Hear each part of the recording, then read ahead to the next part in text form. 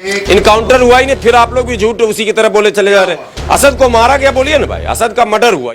हम तो पढ़ते ही है मिनहा खलकनाकुम वफिया नुईदुकुम। इन लोग को पता ही नहीं कि हम जब जाते हैं दफन करने तो हम पढ़ते ही यही है कि इसी मिट्टी से आए हो, इसी मिट्टी में फिर मिलना है तुम। मिट्टी में मिलाएंगे हम, सिर्फ क्या कहते हैं, पहली बार असद को थोड़ा ना मिला रहे हैं मिट्टी में। मिट्टी में तो पूरी दुनिया को मिलना है, मिट्टी से ही लोग बने हैं। अब लोग कहेंगे गुंडे के जनाजे में क्यों गए? अरे भाई यही सवाल तो लोग करेंगे, मुझे पता है। गुंडे को गुंडा साबित क्यों नहीं किया कोर्ट में? आपने कोर्ट जाने क्यों नहीं दिया? भारत की अदालत तय करेगी कि आप तय करोगे? अब जनता तय करेगी, टीवी तय करेगा। दूसरा क्या, ड्रोन से हथियार आता था पाकिस्तान से। भाई सेना के ऊपर भी आवाज उठाओ क्या? ये पाकिस्तान की इतनी हिम्मत कि वो ड्रोन से अतीक के घर पर हथियार सप्लाई कर रहा। ऐसे अनर्गल 100 बयान आएंगे, एक सच को छुपाने के लिए 100 झूठ बोले जाएंगे। सवाल ये है कि अतीक अहमद का जो अभी भी आंकड़ा खत्म नहीं हुआ है, अभी भी कह रहे हैं कि अगर हम छूटेंगे तो हम देख लेंगे। देखिए, अतीक तो गुंडा आदमी है, मान लीजिए वो गैंगस्टर है, तो गैंगवार आज पुराना कोई नहीं है। और गैंग कोई हिंदू मुसलमान नहीं होता। दाऊद इब्राहिम गैंग का नाम आपने सुना होगा। दाऊद इब्राहिम के गैंग में 50 हिंदू है, और छोटा राजन का आपने सुना होगा, उसके गैंग में 50 मुसलमान है। तो गैंग का कोई धर्म नहीं होता, गैंगस्टर का कोई धर्म नहीं होता, गुंडे का कोई धर्म नहीं होता। उसकी अकड़ है, वो गैंगस्टर रहा है, वो जानता है कि छूट जाएंगे तो फिर बदला ले लेंगे, गैंगवार हो जाएगा। और गैंगस्टर मुख्यमंत्री भी हैं, वो भी कहीं ना कहीं सरदार रहे हैं कई गैंगों के।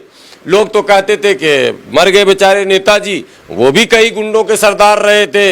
मुलायम सिंह के बारे में भी लोग कहते थे गुंडा। तो राजनेता तो पालते ही है, लेकिन आप धर्म के नाम पर अगर कोई काम करते हैं तो इससे गलत संदेश न केवल भारत में जाता बल्कि पूरी दुनिया में गलत मैसेज जाता है कि आपके यहाँ अल्पसंख्यकों को टारगेट किया जा रहा है। इनकाउंटर हुआ, लोग कह रहे हैं इनकाउंटर हुआ ही नहीं, फिर आप लोग भी झूठ उसी की तरह बोले चले जा रहे हैं। असद को मारा गया, बोलिए ना भाई, असद का मर्डर हुआ, ये बोलिए।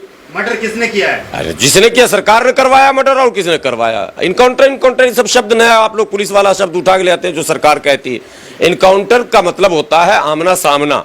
50 वीडियो वहां के हैं, आप लोग नहीं देखे तो मैं दिखा देता हूं। जो थंबनेल पर लिखा है कि इनकाउंटर की लाइव तस्वीर दिखा रहा हूं, और जब उस वीडियो को मैं देख रहा हूं तो उसमें दिखाया ये जा रहा है कि हम खेत में काम करते थे, अचानक एक गाड़ी आई, गोली चलने की आवाज आई और फिर हल्ला हुआ तो ये लाश सोया हुआ मिला, ऐसा जैसे शक्तिमान फिल्म में सुलाया जाता था। कहा यह जा रहा है कि असद जो है कुछ दिन के बाद जो है वो विदेश जो है लॉ की पढ़ाई करने के लिए जाने वाले थे, लेकिन उसको जो है उसका इनकाउंटर हो गया। देखिए, वो एक अलग पहलू है कि वो विदेश जाने वाले थे, कि देश में पढ़ने वाले थे, लॉ करने वाले थे, कि यूपीएससी करने वाले थे। मैं फैमिली मैटर में नहीं जानता हूँ।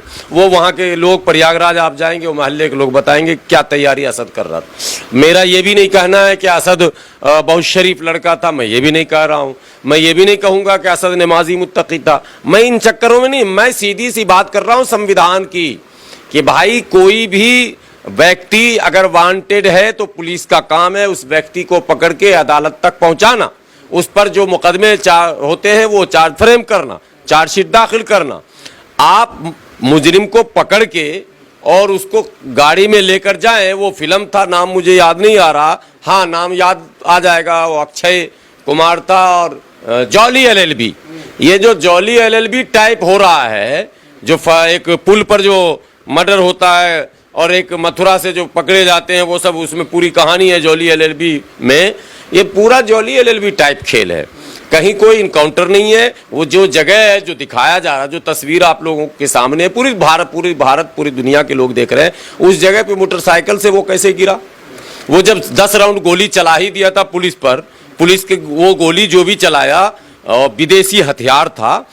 पुलिस की गाड़ी का न शीशा टूटा, न पुलिस का बाल बांका हुआ, न पुलिस, भाई वो भी तो दिखाइएगा कि ये फायरिंग हुआ। उस जगह पे मोटरसाइकिल से वो कैसे गिरा? वो जब 10 राउंड गोली चला ही दिया था पुलिस पर, पुलिस के वो गोली जो भी चलाया विदेशी हथियार था। पुलिस की गाड़ी का न शीशा टूटा, न पुलिस का बाल बांका हुआ, न पुलिस, भाई वो भी तो दिखाइएगा कि ये फायरिंग हुआ, मेरे लाइट पे लगा, मेरे टाटा सुमो पे लगा, कि जिप्सी पे लगा, के सफारी पे लगा, के हेलमेट पे लगा, के आप बुलेट प्रूफ पहने हुए थे, उसमें कुछ तो बताइएगा। आपने कहा उन लोगों ने फायरिंग की, हमने जवाब में फायरिंग किया, और वो ढेर वो फिल्म में नहीं सोता वैसे सो गया। वो कितना शरीफ है, टोपी भी पहने हुए है और पिस्टल हाथ में ही है उसके। एक सवाल, एक सवाल है कि जिस तरीके से इनकाउंटर जो असद का हुआ है उसके बाद जो पुलिस ने बताया है कि जो है क्या नाम है सामने से वो भाग रहा था, एक गाड़ी पीछे थी और एक गाड़ी जो है सामने से आई है। लेकिन अभी जो है क्या नाम है आज तक की मीडिया पे हमने भी देखा है, उसमें ये दिखाया गया है कि पीछे से तो जो गाड़ी गई है वो उधर से रास्ता है, लेकिन जो सामने से गाड़ी की बात करें उधर से कोई रास्ता ही नहीं है, आगे से दीवार बनी हुई है। दीवार है, फिर आगे बांध है, जंगल है, नाला है, बहुत सारे मसले हैं भाई वहां पर। सबसे बड़ी बात है जिस मोटरसाइकिल को दिखाया गया उसका नंबर नहीं है, नंबर प्लेट सादा पेंट किया हुआ है। कहा जा रहा दिल्ली से इन लोग गया। अरे भाई दिल्ली से झांसी पहुंच गया बगैर नंबर प्लेट के, किस किस को घेरे में लोगे यार? सारे ट्रैफिक पुलिस की नौकरी खाओगे क्या? दिल्ली से वो वहां तक पहुंच गया सादा प्लेट लेकर जिसमें नंबर नहीं है। तो रास्ते में इतने पुलिस और ट्रैफिक वाले थे, वो क्या कर रहे थे? एक दूसरा क्या, ड्रोन से हथियार आता था पाकिस्तान से। ए भाई सेना के ऊपर भी आवाज उठाओ क्या? हमारे भारतीय सैनिक वीर जवान जो बॉर्डर पे सुरक्षा के लिए खड़े हैं, उनके रहते हुए पाकिस्तान की इतनी हिम्मत कि वो ड्रोन से अतीक के घर पर हथियार सप्लाई कर रहा। ऐसे अनर्गल 100 बयान आएंगे, एक सच को छुपाने के लिए 100 झूठ बोले जाएंगे। जो अखिलेश यादव ने कहा, जो ओवैसी ने कहा, वो 100% सच कहा है, फेक इनकाउंटर है। और फेक इनकाउंटर जब कह रहा हूं तो कोई यह ना कहे कि आप पुलिस के कार्य प्रणाली पर सवाल उठाते हैं। पूरे भारत में पुलिस काम कर रही है, ऐसा अनोखा पुलिस नहीं है जो माने वहां नया काम कर रही है। इनकाउंटर कोई आज पहला नहीं हुआ भारत में, अनेकों इनकाउंटर हुए हैं, बड़े बड़े शूटरों के इनकाउंटर हुए हैं, बड़े बड़े गुंडों के इनकाउंटर हुए। इनकाउंटर होता है रियल में, जब पुलिस दबिश डालने जाती है, पुलिस पर वो हमला करता है, घंटों गोलियां चलती है, उसकी तस्वीरें वायरल होती है, दोनों तरफ से मोर्चाबंदी होती है, घेराबंदी होती है। ये हम लोगों ने देखा है। ये दो बंदा है, एकदम शर्ट पैंट 2 टन कपड़ा पहने हुए है, टोपी पहने हुए है, हाथ में पिस्टल बिल्कुल मजबूती से पकड़े हुए, मरते दम तक छोड़ेंगे ना हम तेरा साथ हो पिस्टल मरते दम तक, वो कह रहा वो। और उसके बाद उसको ऐसा लेटाया गया कि हाथ इधर और पैर इधर, और क्या तमाशा है ये सब। बिल्कुल इसको पहली नजर में ही फेक इनकाउंटर कहा जाएगा। क्या लग रहा है मुस्लिम कौम जो है वो जनाजा, इसकी सीबीआई जांच होनी चाहिए। जनाजे में तो जो लोग हैं वो जाएंगे ही। मुसलमान जाएंगे जनाजे में? क्यों नहीं जाएंगे? सब आपका काम है, जनाजा की नमाज में शरीक होना फर्ज किफाया हमारी जिम्मेदारी है। जब हम हमारे पड़ोस में कोई हिंदू मरता तो हम उसमें भी जाते हैं भाई शमशान। ये तो पड़ोस का हक अदा करते हैं। इस्लाम हमें पड़ोसी के बारे में भी बताता है, इस्लाम हमें तमाम चीजों के लिए बताता है। तो जनाजे में अब लोग कहेंगे गुंडे के जनाजे में क्यों गए? अरे भाई यही सवाल तो लोग करेंगे, मुझे पता है कि गुंडे के जनाजे में क्यों गए। आपने गुंडे को गुंडा साबित क्यों नहीं किया कोर्ट में? आपने कोर्ट जाने क्यों नहीं दिया? भारत की अदालत तय करेगी कि आप तय करोगे? अब जनता तय करेगी, टीवी तय करेगा, अब मीडिया तय कर देगा कि कौन गुंडा और कौन नहीं। आपने जिसको कहा आरडीएक्स के साथ पकड़ा आपने बाराबंकी में 2012 में, उसको हाईकोर्ट ने, लखनऊ हाईकोर्ट ने निर्दोष घोषित कर दिया, मौलाना खालिद मुजाहिद को। आप बताइए कि वो पकड़ने वाले एसटीएफ वाले कौन थे? अभी 15-15 साल जेल में रह के आतंकवाद के नाम पे जो नौजवान छूटा है, आपको पता है ना, राजस्थान में वो 15 साल जेल में रहा, किसके कारण रहा? एसटीएफ के कारण रहा। और कोर्ट ने उसे बाइज्जत बरी कर दिया कि नहीं जी ऐसा कोई मामला ही नहीं। तो ये तो हो ही रहा ना साहब। तो आपने तो पहले ही आतंकवादी कह दिया, टीवी वालों ने तो उस 15 को आतंकवादी कहा था, अदालत ने कहा ये निर्दोष है। टीवी वाला माफी मांगेगा क्या? टीवी वाला माफी मांगेगा? वो पुलिस वाले की नौकरी जाएगी जिसने गिरफ्तार किया। वो तो 1 मिनट में आतंकवादी कहते था। गुलाम सरवर के घर में ये मिला ना, ये विदेशी डायनामाइट, यही डायनामाइट हो जाएगा मिला। और उसके बाद टीवी में चलने लगेगा गुलाम सरवर के ताल्लुकात। चल रहा है कि लाखों मुसलमान जो है अतीक के बेटे हैं उनको मिट्टी में मिलाएंगे, यानी कि दफन करेंगे। हाँ, तो मिट्टी में मिलाएंगे। हम सिर्फ क्या कहते हैं, पहली बार असद को थोड़ा ना मिला रहे हैं मिट्टी में। मिट्टी में तो पूरी दुनिया को मिलना है, मिट्टी से ही लोग बने हैं।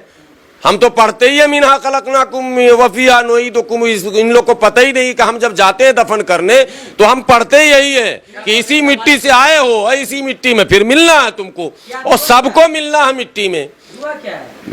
मिन्हा खलकनाकुम वफिया नुईदुकुम व मिन्हा नुखरिजुकुम तारतन उखरा, जो हम पढ़ते हैं, जो 3 मुट्ठी मिट्टी डालते हैं, इसके मायने ही यही है। हमारी तख्लीक इसी से हुई है और हमें जाना भी वही है और सबको जाना है। और सुन ले, जो लोग मसनद पर बैठे हैं वो ये समझ रहे हैं कि हमें नहीं जाना है, अमर कोई नहीं है यहाँ। अमर कोई नहीं है, जाना सबको है इस दुनिया से, क्योंकि ये दुनिया फानी है। इसीलिए मजहब कहता है कि आप इस दुनिया में इंसाफ कीजिए, अदल कीजिए, प्यार कीजिए, मोहब्बत कीजिए, लोगों के हुकूक को न दबाइए, लोगों पर जुल्म न कीजिए, लोगों के दिल आजारी न कीजिए। चाहे वो गुंडे के तौर पर जो लोग कर रहे हैं, किसी का दिल दुखा रहे हैं, जैसे उमेश पाल के साथ हुआ, सरासर गलत हुआ, राजू पाल के साथ हुआ, सरासर गलत हुआ, उस परिवार पर भी पहाड़ टूट रहा। हमारी सिंपैथी और संवेदनाएं, कानून उसको भी न्याय दे, और कानून कानून को देना भी चाहिए और पुलिस को दिलवाना भी चाहिए। लेकिन न्याय के नाम पर अगर आप अन्याय करना शुरू करेंगे तो हम लोग आवाज उठाएंगे। मिट्टी में सिर्फ मुसलमान मिलेंगे, बाकी के हक में थोड़ी आता है। नहीं तो मिट्टी में मुसलमान मिलेंगे, अगर उनका कहना है कि हम मिट्टी में नहीं मिलेंगे, आग में ही जलेंगे, तो आप आग में जले, कौन रोक रहा है? तो पर चलता रहता है। हर धर्म की अपनी अपनी आस्था है, सब लोग स्वतंत्र हैं, वो आग में जले, हम मिट्टी में मिला देंगे, मिला दिया मिट्टी में। हाँ, तो इतना ज्यादा लंबा चौड़ा अर्थ निकालने की जरूरत नहीं। मिट्टी में ही, आग में जलने के बाद भी वो कण मिट्टी में ही जाएगा, पानी में डालेंगे तब भी मिट्टी में ही जाएगा। ठीक है, अंत सबका मिट्टी में ही होना है। इसलिए ये कोई मुद्दा नहीं है कि मुसलमान चूके कब्र में जाता है इसलिए मिट्टी में मिला देंगे का अर्थ आप निकाल रहे हैं कि नहीं, इसका मतलब मुसलमान को ही ऐसा करेंगे। मिट्टी में सबको जाना है, कोई नहीं बचेगा, चाहे वो जलाए, चाहे वो दफनाए, चाहे वो हवा में रहने दे।